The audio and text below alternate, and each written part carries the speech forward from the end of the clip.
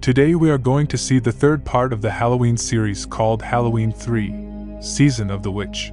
The producer John Carpenter wanted to make the Halloween series an anthology series, in which each part, a different horror story would be shown in his film.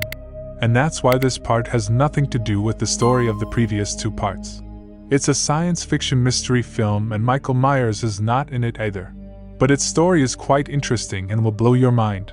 So let's know the story of this movie. The story begins just 7 days before Halloween. We see an old man named Harry, who is running away from someone to save his life and a car was chasing him. Harry tries to hide under the cover of a junkyard but is cornered by a mysterious man right behind him, who was wearing a suit like a businessman. No name has been given to these people in this movie, so we will call them Goon People. This goon tries to kill Harry, but Harry removes the stopper of a nearby car and the car crushes that goon while rolling and he dies. Now Harry escapes from there. The scene shifts to the gas station where the attendant Walter was watching the news on TV. We learn that a stone or monolith from the famous Stonehenge has been stolen. After this, an advertise starts appearing on TV. This was the ad for Silver Shamrock Company, which manufactures Halloween masks. And for this Halloween, they have made 3 new masks for children. And we will get to see this ad everywhere in the movie. After a while, it starts raining here and the light goes off here. Harry comes here running and he also had a shamrock mask in his hand. Harry says, "They are coming," and then faints. After this, we see the main character of the movie, an alcoholic Dr. Dan Chalice. Dr. Dan is divorced from his wife Linda, and he sometimes goes to her house to meet his 2 children. He also brought Halloween masks for both of them, but he reveals that they already have a shamrock Halloween mask, which their mother has brought for them. Dr. Dan gets a call from the hospital and has to go there immediately. Dr. Dan was called for Harry, who was brought by Walter Jones. Harry also tells Dr. Dan in a scary way that he will kill everyone. Dr. Dan thinks he has gone mad and injects him with sedation. After this, at night Dr. Dan goes to his cabin and falls asleep. Then a goon secretly enters Harry's room. Now by inserting his fingers in his eyes, he breaks the bone of his nose and Harry dies. After this man starts leaving from here, but a nurse had seen him and she starts shouting loudly. Dr. Dan immediately follows the goon, and the goon gets into his car, then sprinkles petrol on himself and sets himself on fire, due to which his car also gets blasted. Now Dr. Dan didn't understand what was going on here.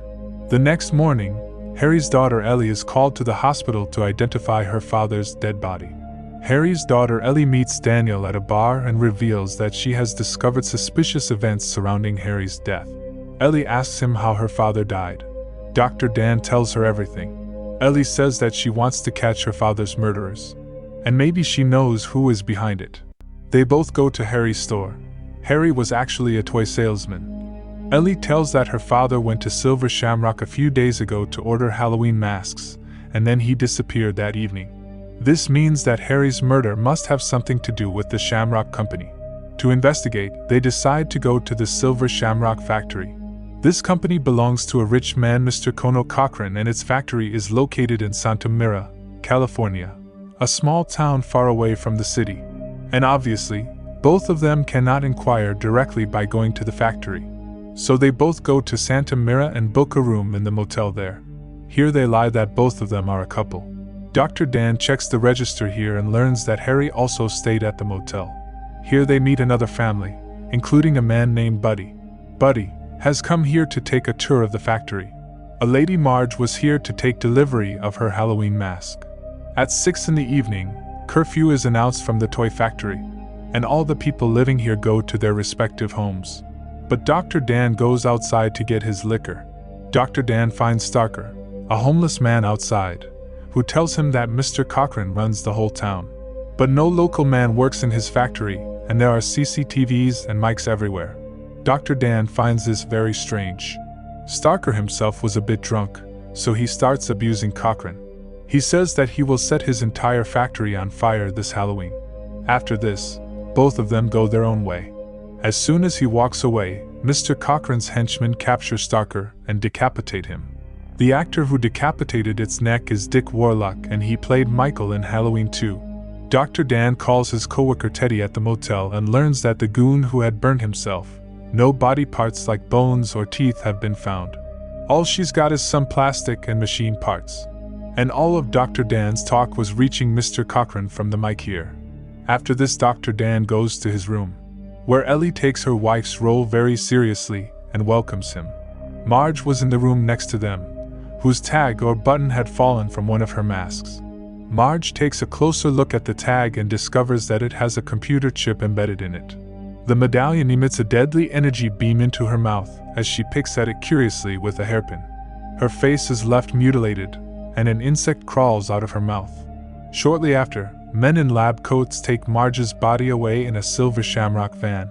Dr. Dan overhears the factory technicians telling Cochran that it was a misfire. Dr. Dan asks them about this. So Mr. Cochran says that he has the best facility in his toy factory, where Marge will be treated well, but Dr. Dan understood that something was wrong here. The next day, Dr. Dan and Ellie go on a factory tour. Here Ellie inquires about her father, but she does not get to know anything specific. At the same time, Buddy and his family also come here. Buddy sold the most Halloween masks this year, and so Mr. Cochran invites him to tour the factory. He requests Mr. Cochran that let Dr. Dan and Ellie also come to the factory tour. Mr. Cochran agrees with this. These people see how Halloween masks are made. Mr. Cochran also makes Buddy's son wear a mask with his own hands. But Mr. Cochran does not show these people the final process of making masks and avoids saying that it is a secret. Dr. Dan discovers Guard's face looked just like the man who killed Ellie's father. Dr. Dan tells Ellie that they should get out of there. While leaving, Ellie finds her father's car, guarded by more men in suits who stop her from getting closer to it. Now Dr. Dan understood that Harry must have seen something in this factory that day that he should not have seen. That's why Mr. Cochran sent one of his goons to get him killed. They flee and call the authorities, but Dr. Dan cannot reach anyone outside of town by phone. When he returns to his room, Ellie is missing and he finds Mr. Cochran's henchman standing outside the window. On seeing him, Dr. Dan starts running from there. Running away, he enters the Shamrock factory and starts looking for Ellie. In a room he finds an old lady. Dr. Dan asks her where Ellie is and the old lady falls off her head. Inside her body, Dr. Dan sees some machine parts. Meantime, Dr. Dan was attacked by a goon. Dr. Dan punches him in the stomach, and that too with such force that his hand enters the guard's stomach. Now, something like oil comes out of that guard's mouth. Along with this, some wires also come out from inside his stomach. 2 guards came and let's get hold of Dr. Dan. Mr. Cochran comes here and tells that all his guards are androids. And the old lady whose neck Dr. Dan dropped was an antique piece, made in Germany in 1785. Cochran takes Dr. Dan to the final processing control room and reveals his plan. The microchips on each mask contain a fragment of a piece of Stonehenge he stole. Upon viewing the big giveaway commercial, the microchips on the masks will activate, killing whoever is wearing them with fatal brain damage and causing a swarm of insects and snakes to emanate from their bodies, also killing anyone nearby. Then Dr. Dan watches Buddy's family on TV locked in a metal room. There is one ad coming on TV which will be shown on TV on the night of Halloween. In this ad, it is said that all the children should wear their Halloween masks. That's what Buddy's son Tommy does. After this, some strange sounds and pictures start appearing on the TV. This activates Tommy's mask chip and Tommy's head gets crushed and rots, causing his death. So Cochran's plan was to kill all the kids on Halloween night. Today at 9 o'clock the big giveaway commercial will be shown all over the country, and the children who see him wearing a mask will be killed. After this, even more strange things start happening, and a lot of worms come out of Tommy's body. Even poisonous snakes and scorpions also come out. Seeing all this, Tommy's mother Betty faints and Buddy tries to escape. But a snake bites him, and then these insects start eating the dead bodies of all 3. Meanwhile, Teddy, Dr. Dan's hospital assistant entrusted to investigate the car explosion, is murdered by a coroner's android. Cochran locks Dr. Dan in a room with a mask on and explains his intention to resurrect ancient pagan rituals of sacrificing children during the age of Samhain from his native Celtic lands. Then the TV turns on and in the present, the original Halloween movie was being played. which Dr. Dan probably didn't like, and he kicks the TV and breaks it.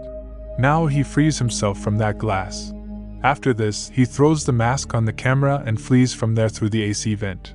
Dr. Dan goes to a warehouse and calls his ex-wife Linda. He tells her to throw the shamrock mask out of the house as the children are in danger from it. But his wife feels that Dr. Dan is talking all this nonsense after drinking alcohol, so she doesn't listen to him at all. After this, Dr. Dan also finds Ellie and frees her. When Cochran learns this, he sends all his androids to Dr. Dan to capture. He sneaks into the control room, activates the commercial on the screens, and pours a box of the medallions from a ceiling rafter, killing everyone. Seeing this, Cochran starts clapping from below, and what else could he have done? After this, the monolith of Stonehenge starts glowing and an energy beam emerges from it. Then Cochran is also killed by the Stonehenge rune, leading to a massive fire that destroys the factory. Dr. Dan leaves the town with Ellie, but the commercial is still scheduled to air at 9. Dr. Dan notices that she hasn't uttered a word since he saved Ellie, because she was not Ellie but the android duplicate that tries to kill Dr. Dan. The struggle leads to a car crash, and he destroys the duplicate Ellie with a tire iron. Dr. Dan flees on foot to Walter's shop, where he frantically calls the various television networks to convince them to terminate the broadcast. 2 channels abort, but a 3rd station fails to do so, with Dr. Dan screaming into the telephone, pleading with them to make it stop. And the film ends here. This movie was a hit, but the fans did not like it at all. After seeing Michael Myers in 2 movies, the fans wanted to see Michael in the next part. And John Carpenter's idea of anthropology was put in the box on the bad response to this movie. And Michael Myers was brought back in part 4, and now we will get to see Michael in all the parts. Friends, I liked the film. Its plot was very interesting, but it could have been improved. How did you like this film? Please tell by commenting. If you like the video, then like it and subscribe to the channel, and press the bell icon. I see you with part 4 of Halloween.